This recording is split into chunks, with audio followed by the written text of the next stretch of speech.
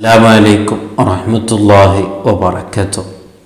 മുഅ്മിനീങ്ങൾ, നമ്മുടെ സ്വഭാവങ്ങളിലെ വളരെ മോശപ്പെട്ട ചീത്തയായ സ്വഭാവം ആണല്ലോ ദേഷ്യമെന്നുള്ളത്, കോപമെന്നുമുള്ളത്. ഇതിനെക്കുറിച്ച് ഇതിനു മുമ്പും ധാരാളം ഓർമ്മപ്പെടുത്തിയിരിക്കുന്നു. എത്ര ഓർമ്മപ്പെടുത്തിയാലും തീരാത്ത ഒരു വിഷയം തന്നെയാണ്. കാരണം കോപം വരുമ്പോൾ, ദേഷ്യം വരുമ്പോൾ എത്ര നല്ലവനും പോലും നിയന്ത്രിക്കാൻ അവനെ കൊണ്ട് സാധിക്കുന്നില്ല. ആ സമയത്ത് എന്തെല്ലാം അവൻ പറയുന്നു, എന്തെല്ലാം ചീത്ത വാക്കുകൾ പറയുന്നു, ഒന്നും പ്രതീക്ഷിക്കാത്ത വാക്കുകളൊക്കെയും പറയുന്നു. ആൾക്കാരൊക്കെയും അത്ഭുതപ്പെടുന്നു. ഇവൻ്റെ വായിൽ നിന്ന് ഇങ്ങനെയൊക്കെ വരുമോ, ഇവൻ്റെ വായിൽ നിന്ന് ഇവൻ ഇങ്ങനെയൊക്കെ സംസാരിക്കുമോ എന്ന് ആൾക്കാർ തന്നെ അത്ഭുതത്തോടു കൂടെ കാണുന്നൊരു അവസ്ഥയാണ് ദേഷ്യപ്പെടുന്ന സമയത്ത് നമ്മുടെ നാക്കിലൂടെ വരിക. അതുകൊണ്ട് വളരെ ഗൗരവത്തിൽ നാം അതിന് സൂക്ഷിക്കുന്നവരാകണം, ഗൗരവത്തിൽ കാണണം. ദേഷ്യം വരിക എന്നുള്ളത് സ്വാഭാവികമാണ്.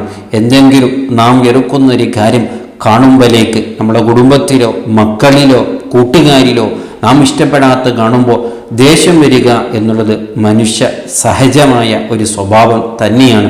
പക്ഷേ അതിനെ നിയന്ത്രിക്കാൻ നമ്മളെ കൊണ്ട് സാധിക്കണം. നമ്മെ എല്ലാവരും വെറുത്തുപോകും. മനുഷ്യന്മാർ മാത്രമല്ല, അല്ലാഹു തന്നെ നമ്മെ വെറുക്കും. മറ്റുള്ള സമയത്തൊക്കെ നാം വലിയ ആളായിട്ട് കാര്യമില്ല. ദ്വേഷം ഉള്ള സമയത്ത്, കോപമുള്ള സമയത്ത് നിയന്ത്രിക്കാതെ പോയാൽ അതുവരെ ചെയ്ത എല്ലാ അമലുകളും നഷ്ടപ്പെട്ടു പോകും. അതാണ് ബഹുമാനപ്പെട്ട അത്വാ ഇബ്നു അബീ റബാഹ് റളിയല്ലാഹു അൻഹു പറഞ്ഞൊരു ഉപദേശം എന്നും നമ്മുടെ ഓർമ്മയിലുണ്ടാകണം. ബഹുമാനപ്പെട്ടവർ പറയുന്നു, ഇന്ന റജുല ലയതകല്ലമു ഫീ ഗളബിഹി ബികലിമത്തിൻ.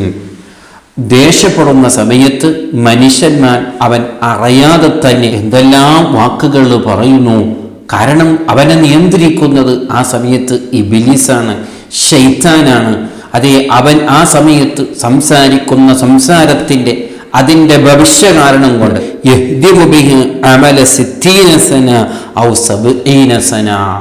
എന്തൊരു വാക്കാണ്! ഏകദേശം ഒരു 60 കൊല്ലം അവൻ ചെയ്ത അമല്, അല്ലെങ്കിൽ 70 കൊല്ലം അവൻ ചെയ്ത അമല് നഷ്ടപ്പെടാൻ തക്ക അത്രമാത്രം ഗൗരവമുള്ള വാക്കാണ് ഓരോരോ മനുഷ്യൻ ദേഷ്യപ്പെടുന്ന സമയത്ത്, കോപപ്പെടുന്ന സമയത്ത് പറയുന്നത്. അത് സൂക്ഷിച്ചില്ലെങ്കിൽ അന്നുവരെ അവൻ ചെയ്ത എല്ലാവരും നഷ്ടപ്പെട്ടു പോകും, ഒന്നും ഇല്ലാതെയാകും.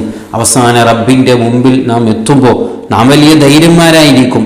ഞാൻ കുറേ നിസ്കരിച്ചിട്ടുണ്ട്, കുറേ ഇബാദത്തുകൾ ചെയ്തിട്ടുണ്ട്, എനിക്ക് സ്വർഗം കിട്ടും, എന്നെ അല്ലാഹ് ഇഷ്ടപ്പെടും. പക്ഷേ ആഖിറത്തിൽ എത്തുമ്പോഴാണ് ഗൗരവം മനസ്സിലാകുക. അതൊക്കെയും നഷ്ടപ്പെട്ടിട്ടുണ്ട് ഒറ്റൊരു കലിമത്ത് കാരണത്താൽ. ഒരു സമയത്ത് ദേഷ്യപ്പെടുന്ന സമയത്ത് എന്തെല്ലാം പറഞ്ഞതിൻ്റെ പേരിൽ അതൊക്കെയും നഷ്ടപ്പെട്ടിട്ടുണ്ട്. അതുകൊണ്ട് നാം ചെയ്ത അമല് നമുക്കൊന്നും കൂടുതലില്ല, കൂടുതൽ ഖുർആൻ ഓതിയതില്ല, കൂടുതൽ നിസ്കരിച്ചതില്ല, കൂടുതൽ ദിക്റൊന്നുമില്ല, എവിടെയോ കുറച്ചൊക്കെ ഉണ്ട്. ആ ഉള്ള അമലും നഷ്ടപ്പെടുത്താതിരിക്കാൻ വേണ്ടി നാം നോക്കണം, വളരെ ഗൗരവത്തിൽ മനസ്സിലാക്കണം.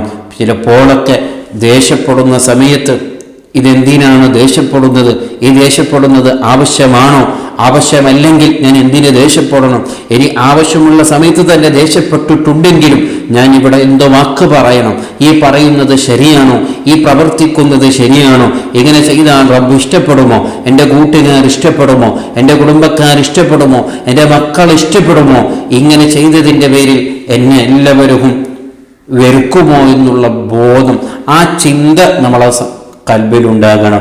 ആ സമയത്ത് നാം ചിന്ത കൊണ്ട് നമ്മെ നിയന്ത്രിക്കുന്നവരാകണം എന്നാണ് ബഹുമാനപ്പെട്ടവർ പറഞ്ഞതിൻ്റെ താല്പര്യം. ഒരിക്കലും പോലും ദേഷ്യപ്പെടുന്ന സമയത്ത് നിയന്ത്രണം വിട്ട് ഇബ്ലീസിൻ്റെ കയ്യിൽ നമ്മെ കൊടുക്കരുത്, ശൈത്താൻ്റെ കയ്യിൽ നമ്മെ കൊടുക്കരുത്. അവരെ കയ്യിൽ കൊടുത്താൽ അവൻ എന്തെല്ലാം ചെയ്തും അവൻ നമ്മളെ പരാജയത്തിലേക്ക് എത്തിക്കും. നാം തന്നെ നമ്മുടെ ദേഷ്യം കുറഞ്ഞതിൻ്റെ ശേഷം നമ്മൾ തന്നെ ഇങ്ങനെ ചിന്തിക്കും, ഞാനങ്ങനെ പറഞ്ഞതായില്ലല്ലോ, ഞാനങ്ങനെ ചെയ്തതായില്ലല്ലോ എന്ന്. അതിൻ്റെ ശേഷം നാം ഖേദിച്ചിട്ട് ഒരു കാര്യമില്ല. നടന്നതൊക്കെ അവിടെ നടന്നുപോയി, പറഞ്ഞതൊക്കെയും അവിടെ പറഞ്ഞുപോയി. ചിലപ്പോൾ എത്രയോ വേണ്ടപ്പെട്ട ആൾക്കാരൊക്കെയും നാം എന്തൊക്കെയോ പറഞ്ഞിട്ടുണ്ടാകും. പിന്നീട് അതൊരിക്കലും ശരിപ്പെടുത്താൻ നമ്മളെ ജീവിതത്തിൽ തന്നെ സാധിക്കുന്നില്ല. അങ്ങനൊരു അവസ്ഥയിലേക്കാണ് നമ്മുടെ ദേഷ്യം, നമ്മുടെ കോപം, അതേ ആ കാരണത്തിൽ ഇബ്ലീസ് നമ്മെ എത്തിക്കുന്നത് എന്ന ഗൗരവം നമുക്കുണ്ടാകണം. അല്ലാഹു സുബ്ഹാനഹു വ തആല കോപത്തിന്, ദ്വേഷത്തിന് നിയന്ത്രിക്കാനുള്ള ആ ശക്തി തന്ന് അല്ലാഹു നമ്മെ അനുഗ്രഹിക്കട്ടെ. അസ്സലാമു അലൈക്കും വറഹ്മത്തുള്ളാഹി വബറകാതുഹു.